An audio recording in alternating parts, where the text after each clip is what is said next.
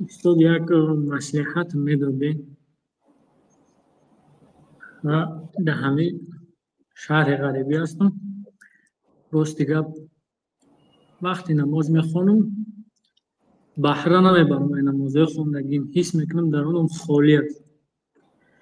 بعد در زندگی رهگم زدگی نمیدونم چیکار کنم. همه قدر کوشش میکنم و وابشه یگان چی نمیبینم نویگری. خب اولین کار توبه کنید.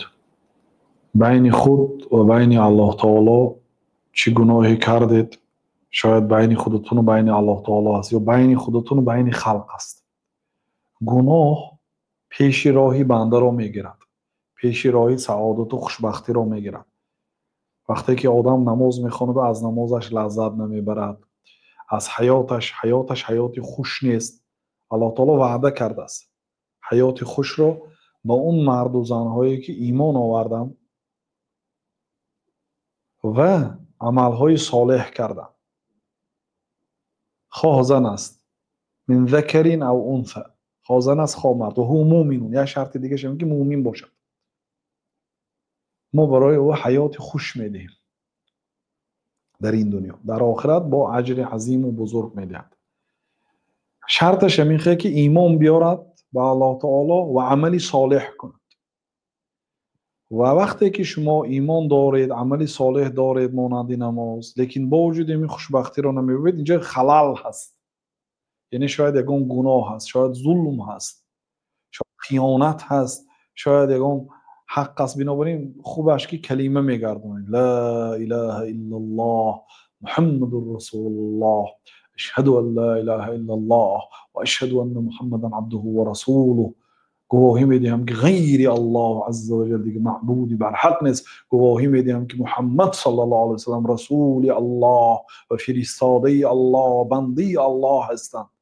کلمه میگردانید، توبه میکنید، بعد طهارت میکنید، طهارت خوب، بعد نماز میخونید، 2 رکعت نماز توبه و جمیع گناه های ما تقدم. و این چنین اجازت است که در هر روز و هر ساعت وقتی دعا میکنید کلمه گردانید، تجدید ایمان. بعد یکی از بهترین وسیله ها این دعا هست.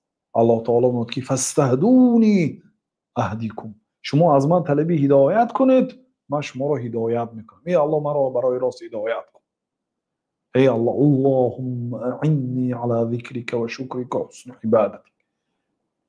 دعای حضرت یونس، دعای مشقت، دعاها رو میکنه، سجده میکنه، در سجده ها طولانی گریه میکنه، دعا میکنه که الله تعالی پیش راهاتون کشاید.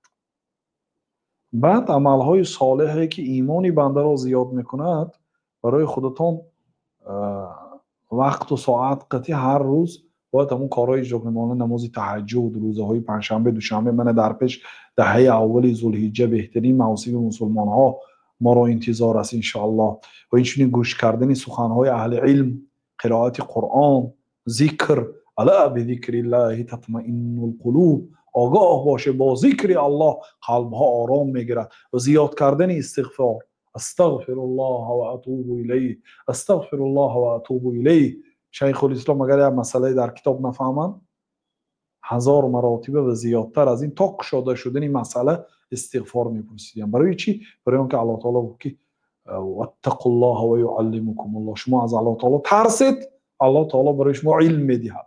مفهوم مخالفش اگر از الله تعالی نترسید، الله تعالی برای شما علم نمیدهد. و ایاک نعبد و ایاک نستعین. تنها تو را عبادت میکنیم، تنها از تو یاری میپرسیم، از تو هدایت میپرسیم، یاری میپرسیم. اهدنا الصراط المستقیم. ای الله ما را برای راست هدایت کن. در یک روز در 32 رکعت نماز فرض و نفل میگوید مثلا، عموما در دعا کوشش میکنه. این چنین صدقه های سری اگر امکانیت باشد. و اتبع السیئه الحسنه تمحوها. پیامبر صلی الله علیه و سلم میگه بعدی کاری بد کاری نیک پیرو کن، کاری نیک زیاد کن، خیر کن، سخاوت کن، به جنازه اشتراک کن، زیارت قبر کن، مسجد رو، علم آموز، روزه دار، صدقه کن، نیکی به پدر و مادر، نیکی به خویشاوندا، نیکی به همسایه ها، بدیت از آدم ها نگاه دار. و خالق الناس بخلق حسن، با آدم ها با خلق نیک معامله کن. همش عبادت است. عبادتی که زیاد کرده اید الله تعالی رحمتش زیاد شده میگیرد. کوشش کنید عملهای خیر زیاد کنید، از عملهای بد دور شوید، ان شاء الله نتیجه میبینید در مدت یک هفته. امروز شب خیزید. الله اعلم.